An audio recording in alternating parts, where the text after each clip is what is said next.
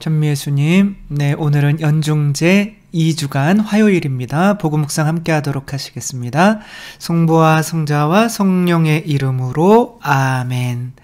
네, 오늘 복음은 예수님의 제자들이 배가 고파가지고 이렇게 길을 가다가 남의 집 밭에서 이삭을 이제 뽑아서 이렇게 뽑은 게 좀 따서 이렇게 비벼가지고 이제 먹는 거죠. 미리삭을. 그랬더니 바리사이 율법학자들이 와가지고 왜 안식일에 해서는 안 되는 행위를 합니까? 라고 이렇게 이야기를 하는 거죠. 근데 이제 무언가 물건을 훔치면 한 4배 정도로 갚아주면 돼요. 근데 안식일을 어기는 것은 돌 맞아 죽는 더 큰 죄이기 때문에 이들이 걸고 넘어지는 거는 도둑질보다는 이제 안식일법을 어긴 것에 대해서 이렇게 말을 하는 거죠. 그렇죠? 근데 참다운 안식이 뭔지 예수님께서 사람이 안식일을 위해서 있는 게 아니라 안식일이 사람을 위해서 있는 거다 이렇게 말씀을 하시는 거죠. 그래서 법이 사람을 위해서 있는 것이 아니라 뭐예요? 사람이 법을 위해서 있는 것이 아니라 법이 사람을 위해서 있는 거죠. 맞죠? 아무튼 이제 그 주객이 전도되면 안 되는데 지금 마르코는 이 공동체라는 게 엄청 중요해요. 그러니까 공동체 안에서 그 공동체가 가진 믿음과 힘이 있고 그래서 어떤 사람이 그 공동체로 들어오면 그 공동체의 분위기를 따라가지 않으면 안 되는 거예요. 그러니까 여기 지금 두 공동체가 나오는 거죠. 근데 이제 요 싸움은 요 앞에서부터 시작됐어요. 일단은 지금 어디서부터 계속 이어지는 거냐면은 그 내용이 지금 어떤 믿음의 공동체가 4명이 한 사람을 내가 정말 죄인이구나. 그리고 내가 죄 용서받아야 되는구나. 라고, 그래, 너 죄 용서받아야 돼. 우리가 예수님께 이끌어줄게. 그러니까, 알았어. 그러니까 제가 저한테 이제 고해성사 로마까지 와서 받은 사람 말씀을 드렸잖아요. 그쵸? 그런 식으로 한 공동체가 있고 거기에 잘 들어가 있으면 이제 본인이 죄 용서받고 구원을 받는다고 이제 여기는 거죠. 그러니까 공동체가 너무 중요한 거예요. 믿음의 공동체가. 그런데 여기에서 어떤 사람들은 여기 다른 공동체가 나오죠. 그쵸? 사람이 어떻게 사람 죄를 용서할 수 있어? 말도 안 돼. 라고 하는 공동체가 나오는 거죠. 그러니까 그 공동체에서는 이제 그 공동체로 들어가면 안 되는 거죠. 그래서 약간은 지금 개신교도 사람이 어떻게 사람의 죄를 용서할 수 있어? 이제 그런 식으로 이렇게 이야기를 하지만 마테오복음에서는 이런 죄를 용서하는 권한을 사람들에게 주신 하느님을 찬미하였다 이렇게 나와요. 그러니까 사람들이라고 이제 마테오는 교회를 강조하는 거기 때문에 교회에 그 죄를 용서하는 권한이 이제 예수님의 권한이 주어졌다라는 걸 말하기 위해서 그걸 이제 교묘하게 이제 복수로 이렇게 써놓은 거죠. 어쨌거나 이제 그렇게 하고 있는데 또 누가 와서 그러냐면 예수님이 또 밥 잘 먹고 죄인들이랑 또 잘 놀고 있는데 이제 바리사 율법학자들이 왜 죄인들이랑 노냐는 거죠. 그러면 우리들은 지금 단식하고 있는데 단식법을 지켜야지 막 이렇게 하니까 야, 니네 무슨 율법이 그렇게 중요해? 율법이 사람을 위해 있는 거지. 지금 내가 신랑이야. 근데 이제 신랑의 친구들이 같이 있어. 잔치에서. 그게 다 단식하면은 나한테 지금 서로 이렇게 잘못하는 거잖아. 신랑, 그 잔치집에 와서 잘 먹어줘야 그게 예의잖아요? 근데 이제 단식하라니 말이 안 되는 거지. 그러니까 걔네들은 율법이 이제 우선적인 거죠. 그러니까 사랑의 공동체가 아니라 무슨 공동체인가요? 군대와 같은 공동체인 거예요. 그러니까 그 계율이 이제 전부인 거예요. 명령에 복종해야 되는 것이 이제 전부인 거죠. 그러니까 그런 식으로 살아오는 사람들이기 때문에 예수님께서 그런 율법을 정하시고 그 율법의 주인이신 것도 모르고 또 예수님에 따라서는 그 율법이라는 것이 유동적으로 이렇게 사람을 위해서 적용될 수도, 그러니까 사실 잘못을 한 거죠. 그렇죠?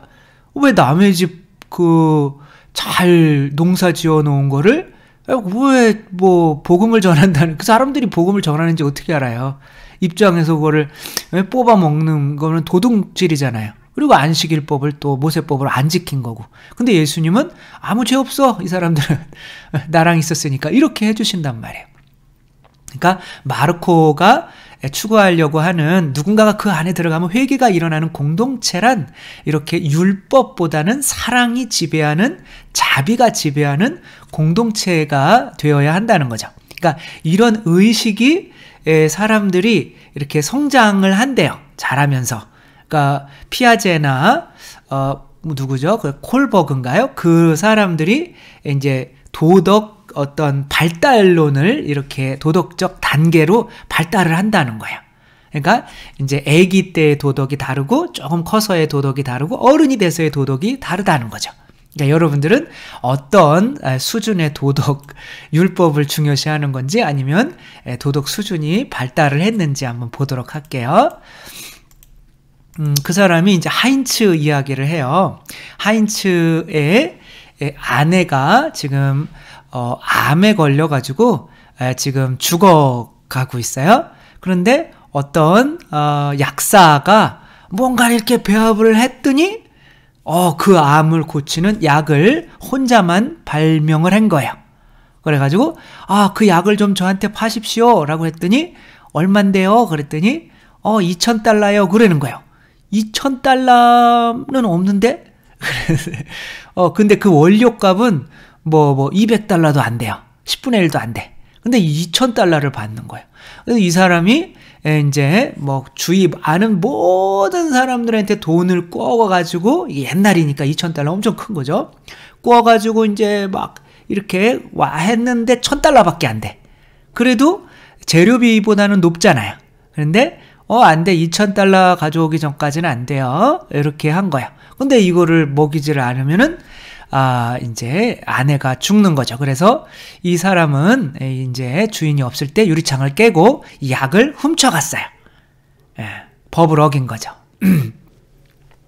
자, 이제 첫 번째 아기들은 이제 이 법에 대해서 몰라요. 내가 뭐가 옳고 그른 건지를 몰라. 그러니까 영아기 때인 거죠. 그렇죠? 그때는 뭐 똥을 그냥 싸도 괜찮고 근데 어른이 돼서 싸면 큰일 나는 거죠. 그래서 아무튼 옳고 그른 게 없는 거예요. 그러니까 이런 사람들은 뭐라고 대답하느냐면 그러든지 말든지 나랑 뭔 상관이야. 그러니까 다른 사람들이 이제 저런 잘못을 했다 뉴스 같은 데서 나오면은 그러든지 말든지 그게 나랑 무슨 상관이야. 나한테만 해가 안 되면 되는 거야. 내 생존에만 지장이 없으면 그 사람들은 그러든지 말든지 아무 상관이 없는 거예요. 이게 이제 영아기 때의 도덕의 단계인 거예요. 그 다음에는 이제 그래도 법을 지켜야지. 그러면 법 안 지키면은 깜빵 가잖아. 이런 법치주의 사회에서. 그렇게 하나하나 어기다 보면 뭐 사람들이 뭐 다 훔치고 뭐 그래도 된다는 거야?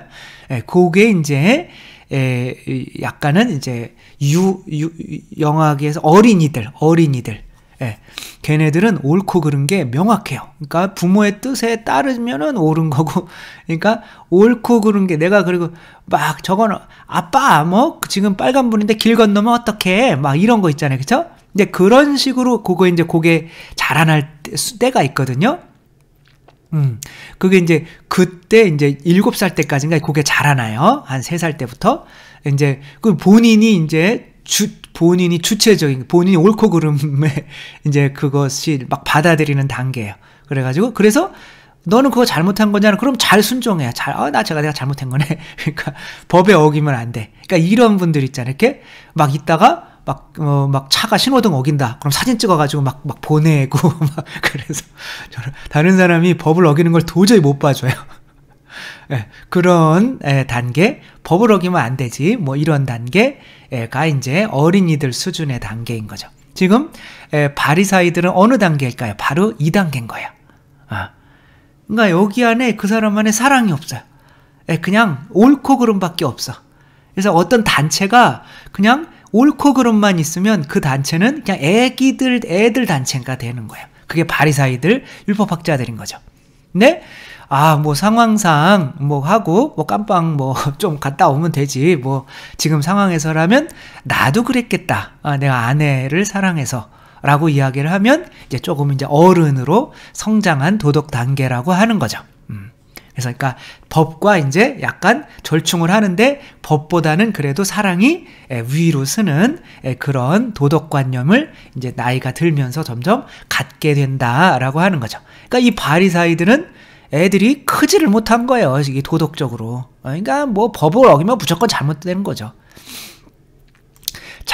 장발장이 있잖아요. 장발장이 빵을 훔쳐서 19년을 살아요. 근데 어떤 분이 이 장발장이 내가 빵 하나 훔쳤을 뿐인데 19년을 살았다라고 하는데, 이 사람이 이 경감 이름이 뭐였죠? 안 나오네요. 아무튼 이 경감이 이제 이 사람을 계속 쫓아다니면서 네가 빵을 훔쳤으니까 19년을 살지 법은 법이지 라고 하는 딱 바리사이예요. 라고 할 때 어떤 분이 이렇게 써놨어요. 반죽을 들고 가는 것도 그 반죽을 굽는 것도 모두 힘든 일이었음이 분명하다. 결국 장발장이 훔친 빵은 엄청난 수고를 들여 만든 한 가족이 며칠 동안이나 먹을 수 있는 빵이었을 것이다. 장발장에게 빵을 도둑질 당한 가족은 며칠씩 굶었을 수도 있다. 그러니까 이렇게 빵을 훔친 사람은 당연히 벌을 받아야 된다. 이렇게 쓰시는 것은 약간 이제 그런 거죠. 근데 뭐 그 정도 그거를 살 수 있고 그 정도 빵을 또 만들 수 있고 그리고 또 빵 가게에서 훔쳤을 거 아니에요. 그러니까 그런 것이 아니라 무조건 훔치면 감옥 가야 된다? 그리고 그 빵 하나에 19년이 말이 돼요. 그쵸? 아주 큰 정말 그런 죄를 지은 사람들도 눈 뜨고 그냥 감옥도 안 가고 잘 살고 몇 년 살고 잘 살고 있는데, 작은 죄를 지은 사람들만 그렇게 큰 죄를 받는 이 장발장은 이러한 분위기에 이 사람의 이러한 19년 동안 이 공동체에 있었어요. 너는 죄인이야 라고 하는 공동체에 있었어요. 이 사람이 회개를 할 수가 있었을까요? 회개가 안 됐을까요? 당연히 회개가 안 됐죠. 그래서 자기에게 잘해주는 주교님한테 나 좀 하룻밤 재워주셔 그랬더니 재워줬어요. 그런데 주교님의 은초 때도 다 훔쳐갔단 말이에요. 그래서 이제 경찰에 또 잡혔어요. 그래가지고 우리 다 알죠. 그쵸? 이 얘기는 이건 내가 저 사람 준 거다라고 이렇게 이야기를 해주죠. 그러니까 지금 장발장은 어느 공동체를 접한 거야? 자비의 공동체. 그 훔쳐가는 것 죄 맞아요. 맞지만 사랑이 우선시되는 공동체, 사랑이 법을 이기는 공동체. 누가 잘못했어도 끝까지 안아주고, 그러니까 애가 밥 먹어라 그런데 밥 먹기 싫어. 그러니까 너 내 자식 아니야. 뭐 이렇게 하진 않잖아요. 그쵸? 호적 파버려. 밥 안 먹으려면. 뭐 이러진 않잖아요. 그러니까 사랑이 있는 데에서는 법은 정말 최소한 뭐 그런 거죠. 관계가 우선인 거죠. 그냥 관계가 도저히 나를 이 인간이 죽이려고 그래. 예수님은 죽이는 사람들까지도 가룟 유다까지도 품어주셨죠. 끝까지. 그래서 그런 법이 약해지고 사랑이 강한 그 공동체야만 이 사람처럼 장발장처럼 이렇게 회개하고 사람이 변화될 수가 있는 거지. 용서받지 못하는 공동체, 그런 곳에서는 아까 그 사람의 이런 용서해 주십시오라고 하는 게 나오지가 않는 거죠. 그러니까 교회의 공동체는 반드시 용서받는 공동체. 그거와 반대되는 게 바로 군대. 이 군대의 제목이 이게 용서받지 못한 자라고 하는 영화예요.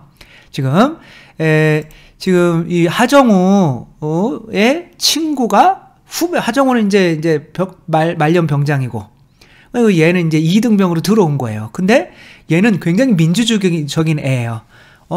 지금 우리 지금 군대가 이런 게 말이 되냐? 지금 민주사회고 구타가 정말 이런 게 말이 되냐라고 하는데, 친구인 거는 알겠는데 그래도 네가 그렇게 그래도 군대는 질서라는 게 있는데 그거를 어기면 군대, 아니야, 여기 뭐 군대도 사회지 라고 하면서 다 우리가 이렇게 무슨 뭐 이런 게 말이 되냐, 막 때리고 막 너무 말도 안 되는 거로 뭐 상명하달식에 이렇게 하니까 이게 병장 죽이려고 하는 거죠. 그러면서 이제 이 하정우가 그냥 끝까지 얘를 보호해주고 용서해주고 그래도 친구니까 그렇게 했어요. 근데 이런 애가 고참이 되면은 자기는 자비로운 사람이 될까요? 더 악랄한 사람이 될까요? 어떻게 하셨어요? 많이 봤죠, 그쵸? 본인들이 비판하는 대로 돼요, 이상하게. 네, 악랄한 인간이 돼서 자기한테 잘못한 사람을 용서하지 못해서 그 사람이 자살을 하게 돼요. 그 와가지고 그 얘기를 하는 거예요. 얘는 지금 하정은 제대를 해가지고 지금 머리 이 모양으로 해가지고 살아가고 있는데 야 임마, 내가 그렇게나 너한테 그렇게 너 살려주려고 그렇게 그래도 참 그 와중에 참아주고 했는데 너는 너 편하자고 그렇게 너한테 피해준다고 그렇게 그 사람한테 그렇게 뭐라 그랬니? 네 후배한테? 라고 하니까 또 얘도 이제 여기서 또 용서를 못 받는 거죠. 사회에 나왔다니. 또 얘도 여기서 자살을 해요. 이런 영화인 거죠. 용서받지 못한 자들은 어떻게 되는가, 그리고 그 용서받지 못한 자라고 하는 그런 들이 있는, 용서해주지 않는 그런 사회 속에서는 우리가 영원히 구원받을 수가 없고 또 남도 용서해줄 수 있는 사람이 될 수가 없는 거죠. 왜 마르코가 이렇게 공동체, 용서받는 이렇게 공동체가 중요하다고 생각을 했을까라고 생각을 해보다가 마르코라고 하는 사람이 그 마르코가 그 마르코인지는 몰라요. 그러나 저는 그렇다고 생각을 해요. 처음에는 바오로와 바르나바의 제자였어요.